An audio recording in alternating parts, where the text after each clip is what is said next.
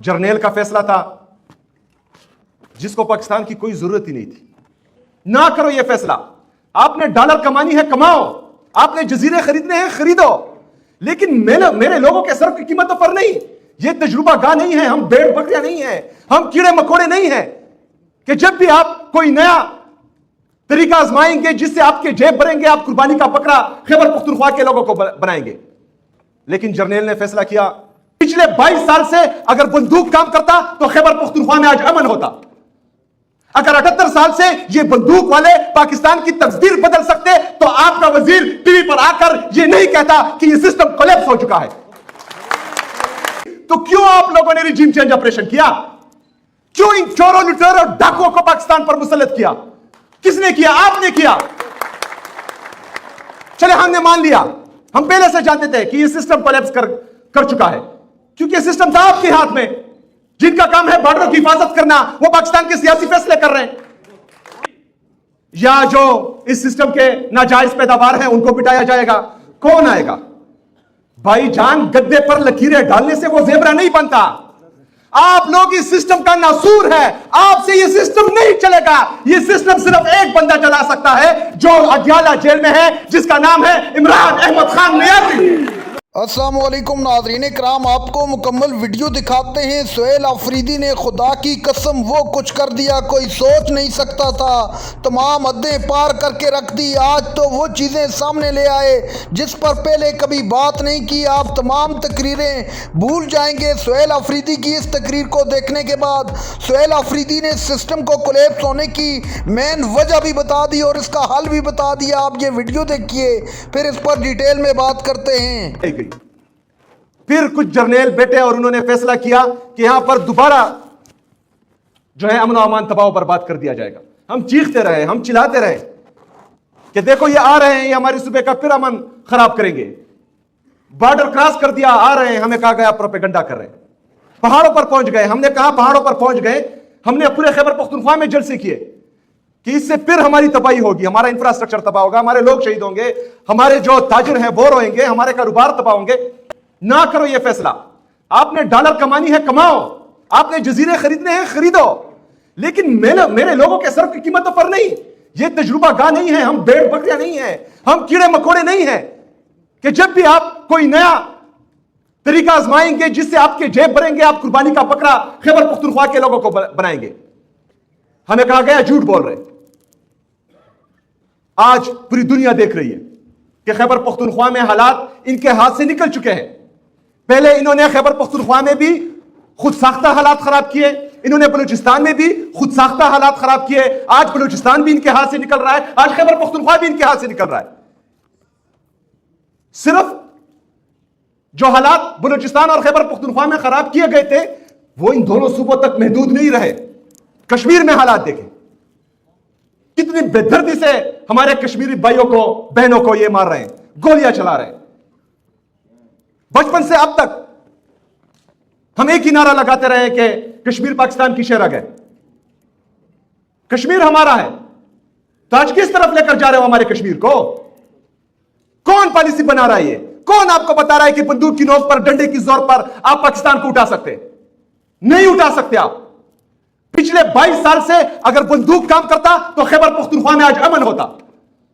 अगर 78 साल से ये बंदूक वाले पाकिस्तान की तकदीर बदल सकते तो आपका वजीर टीवी पर आकर ये नहीं कहता कि ये सिस्टम कोलैप्स हो चुका है। कौन है इस सिस्टम का बनाने वाला? कौन है चलाने वाला?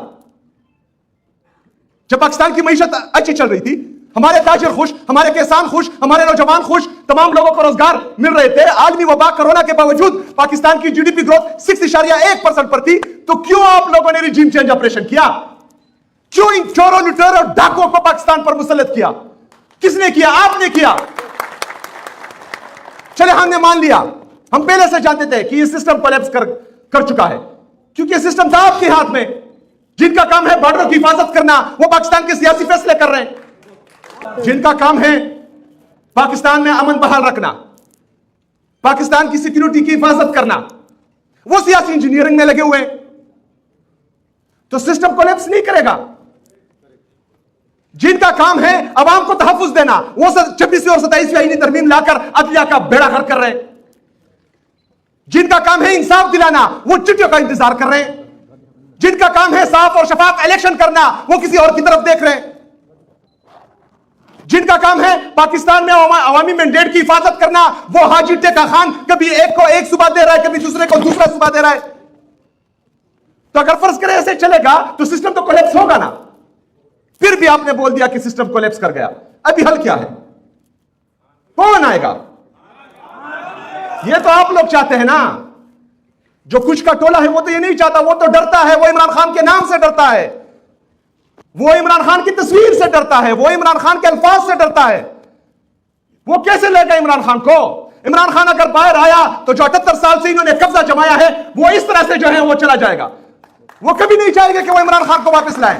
اگر کوئی آپ کو اس وقت کہے گا کہ حالات خراب ہوتے جا رہے ہیں یا آپس میں لڑ رہے ہیں اور عمران خان صاحب کے آنے کی چانسز ہیں، تو یہ آپ کو کوئی جھوٹ بول رہا ہے۔ عمران خان کی جو پاپولرٹی ہے، یہ اسٹیبلشمنٹ کبھی بھی نہیں چاہے گی کہ عمران خان صاحب باہر آئے۔ یہ نورا کشتی چل رہی ہے، سسٹم کولیپس کر گیا۔ ابھی کس کی باری ہے؟ جو ان کے بڑے تھے، چور نمبر 1، چور نمبر 2، جو دوبارہ ہم پر مسلط ہوئے تھے، وہ دوبارہ آئیں گے، یا ان کے جو پرچی والے بچے ہیں وہ آئیں گے، یا جو اس سسٹم کے ناجائز پیداوار ہیں ان کو بٹایا جائے گا؟ کون آئے گا؟ بھائی جان، گدے پر لکیریں ڈالنے سے وہ زیبرا نہیں بنتا۔ آپ لوگ اس سسٹم کا ناسور ہے، آپ سے یہ سسٹم نہیں چلے گا۔ یہ سسٹم صرف ایک بندہ چلا سکتا ہے جو اڈیالہ جیل میں ہے، جس کا نام ہے عمران احمد خان نیازی۔ یہ پورے پاکستان کے حالات کی ذمہ دار وہ منصوبہ ساز ہے جو بند کمروں میں فیصلے کرتے ہیں۔ کل آپ نے D G I S P R کا بیان سنا کہ کشمیر میں جو چل رہا ہے یہ سیاسی حکومت کر رہی ہے، یہ وہاں کی حکومت کر رہی ہے۔ تو وہاں پر تو حکومت پیپل پارٹی کی ہے۔ پیپل پارٹی نے جو ہے وہاں پر 200 سے زیادہ لوگوں کو شہید کر دیا۔ جب ماڈل ٹاؤن کا سانحہ ہوا، اس وقت پی ایم ایل نون کی حکومت تھی پنجاب میں، کوئی کچھ نہیں بولا۔ اس کے بعد ہر احتجاج پر ان کا یہ ظلم اور جبر اور یہ فسطائیت چلتی رہتی ہے۔ ماڈل ٹاؤن، پھر 26 نومبر، 9 مئی، پھر مریدکے میں ہمارے ٹی ایل پی دوستوں کو، جس کا آج تک پتہ نہیں چلتا کہ وہاں پر کتنے شہید ہوئے، ان کا نام و نشان انہوں نے گما دیا ہے۔ کسی میڈیا چینل میں اتنی جرت، اتنی ہمت نہیں ہے کہ وہ ظلم دکھا سکے۔ چپ رہے، پورے پاکستانی چپ رہے، کوئی نہیں بولا۔ مجھ پر آتی ہے ٹی ایل پی والے چپ ہوتے ہیں، ٹی ایل پی پہ آتے ہیں جمعیت والے چپ رہتے ہیں، دوسرے پر آتی ہے تیسرا چپ رہتا ہے۔ تو اگر آج میری باری ہے تو اس طرح کل آپ کی بھی باری ہوگی۔ پہلے خیبر پختونخوا کا پختون رو رہا تھا، پھر بلوچستان کا بلوچ رو رہا تھا، پھر سندھ کا سندھی رو رہا تھا، پھر کشمیر کا کشمیری رو رہا تھا، پھر گلگت کا گلگتی رو رہا تھا، آج پنجاب کا پنجابی رو رہا ہے، ہر پاکستانی رو رہا ہے۔ اگر ہم چپ رہے تو بھیڑ بکریوں کی طرح یہ سسٹم کا ناسور ہمیں دن بدن دکھاتا رہے گا اور ہم خاموش تماشائی بیٹھے رہیں گے۔ ناظرین کرام، آپ نے ویڈیو دیکھی وزیر اعلیٰ سہیل آفریدی کا طوفانی خطاب۔ سہیل آفریدی کا کہنا تھا کہ خود ساختہ طور پر پہلے حالات کو خراب کیا، اب پھر نورا کشتی کھیل رہے ہیں اور کہہ رہے ہیں کہ سسٹم کولیپس کر چکا ہے۔ کس نے کولیپس کروایا اس سسٹم کو؟ کس نے تباہی کے دانے پر پہنچایا؟ اب کوئی بھی بات نہیں کرے گا۔